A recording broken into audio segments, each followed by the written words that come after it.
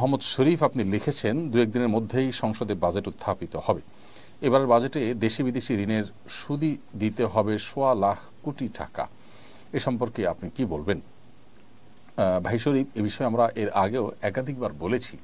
বাংলাদেশের সংখ্যাগরিষ্ঠ জনগণ যেহেতু মুসলিম এবং এদেশের মুসলমানরা অন্য যে কোনো বিষয়ের ক্ষেত্রে তাদের ত্রুটি বিচ্ছেদে যাই থাকুক না থাকুক, সুদ থেকে বাঁচার জন্য প্রত্যেকটা মানুষ কম বেশি চেষ্টা করে। যার কারণে আমরা দেখি যে কনভেনশনাল ব্যাংকগুলো পর্যন্ত ইসলামী ব্যাংকিংয়ের উইং খুলতে বাধ্য হয়, কারণ মানুষ সুদকে ঘৃণা করে, সুদ থেকে বাঁচার চেষ্টা করে।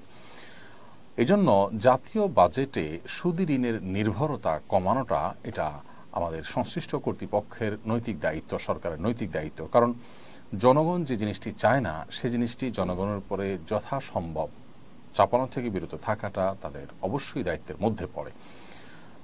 বিধায় আমাদের জাতীয় বাজেটে এই সুদি ঋণের নির্ভরতাটা কমাতে হবে এবং সেটার জন্য আমরা এর আগে বলেছি যে সংশ্লিষ্ট বিষয় বিশেষজ্ঞরা তাদের মতামত দিবেন। আমরা আমাদের ক্ষুদ্র জ্ঞান থেকে আমাদের একজন দেশের নাগরিক হিসাবে যে বক্তব্য আছে সেখান থেকে আমরা বলতে চাই যে বহু খাত আছে যে খাতগুলোতে আসলে কৃচ্ছতা সাধন করলে, অপচয় বন্ধ করলে আমাদের অনেকখানি সুদি ঋণের উপর নির্ভরতা কমানো যাবে।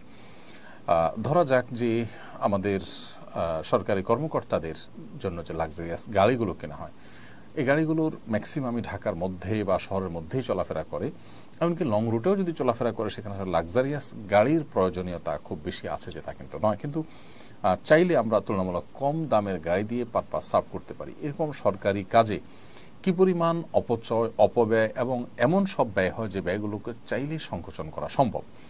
শুধুমাত্র এভাবে সব জায়গায় যদি সংকোচন নীতি অবলম্বন করা হয়, তাহলে আমার মনে হয় যে সুদি ঋণের উপর নির্ভরতা অনেকাংশেই কমানো সম্ভবপর হবে।